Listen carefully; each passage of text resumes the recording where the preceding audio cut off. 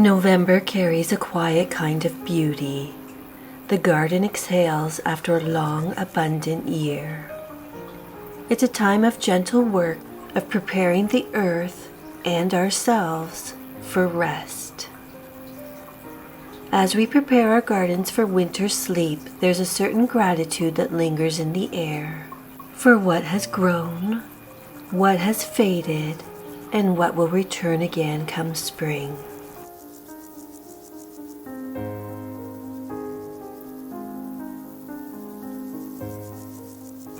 So as November unfolds, let's step into the garden together and prepare it for winter's well-earned rest.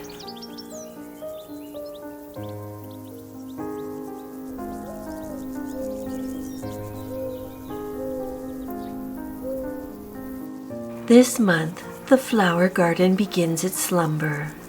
Many blooms have given their last petals to the wind, but their stems and seed heads still hold quiet value. Begin by cutting back perennials that have completely finished for the year. Plants like daylilies, peonies, or hostas can be trimmed to a few inches above the soil, but leave the ones with sturdy stems and seed heads. Echinacea, rudbeckia, and sedum offer food for birds and a sculptural beauty against the frost.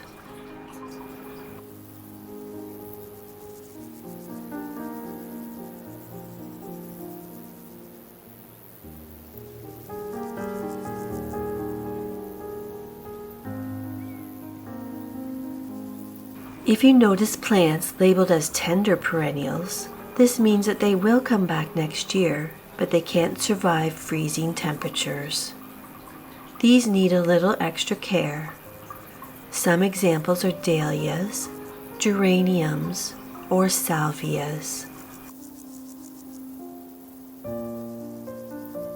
In colder regions, lift them gently from the soil once their foliage has blackened from frost. Let the tubers or roots dry, then store them in a cool, frost-free place until spring. If your winters are mild, you can often leave them in the ground, but give them shelter. A simple covering of leaves or straw will do. And don't forget to collect what nature offers. Rose hips for winter decor, dried hydrangea heads for wreaths or as fire starters, or seeds from your favorite blooms to tuck away for next year's sowing. I went to gather my rose hips at the end of October, and the birds have already ate them. I was so disappointed.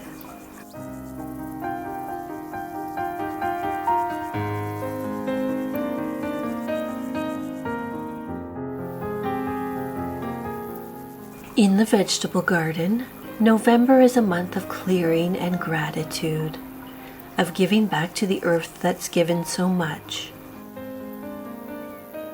Pull up the remains of summer's crops, but leave any healthy roots that can still nourish the soil as they break down. If you grew beans or peas, their roots hold nitrogen. You can simply cut the plants at the base and let those nutrients stay where they are. Once the beds are clear, spread a layer of compost across the soil, a quiet gift to replenish what the growing season has taken. The microbes and worms will do their slow work over winter, preparing rich ground for spring planting. Now is also the perfect time to plant garlic and overwintering onions. They love the chill of the season and will be among the first green shoots you see in early spring. Also, a simple layer of fallen leaves can act as nature's blanket, protecting the soil through the cold months ahead. And if you haven't done it yet, take a moment to clean and store your tools.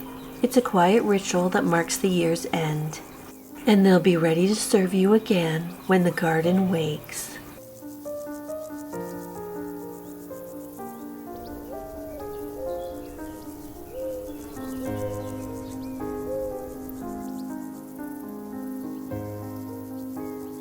While the garden outside slips into sleep, the greenhouse keeps a quiet pulse of green. It's a comforting place on cold days, a little world where life continues softly through winter. I'm lucky to have one. It's homemade and covered in plastic, not glass, but I'm happy to have it. Begin by bringing in tender plants that won't survive frost.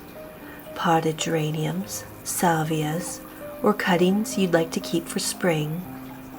Give them a trim, check for any hidden pests, and make sure there's good airflow between pots. This is also a wonderful time to sow a few cool weather herbs like parsley, chives, or coriander. They'll grow slowly through the season, offering a bit of freshness when the garden rests. Water sparingly, growth slows in the colder months, and it's easy to overdo it. Think of the greenhouse in winter as a place of care, not of growth, a space to keep life ticking gently beneath the glass or plastic.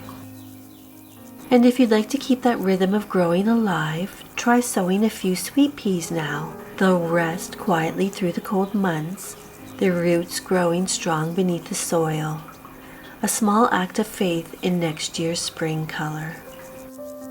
You can also plant hardy lettuce or winter greens in trays, gentle, slow-growing crops that offer a whisper of freshness in the stillness of the season.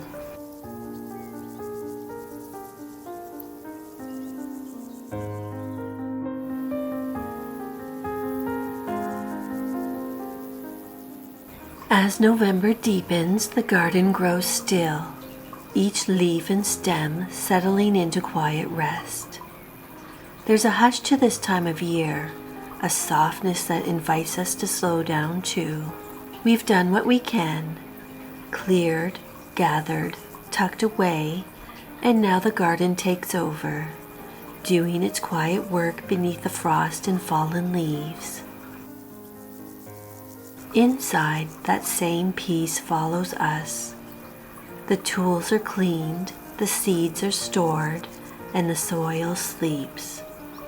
It's a time to dream of next spring's color, but also to honor this gentle stillness, the beauty of a garden and a gardener at rest.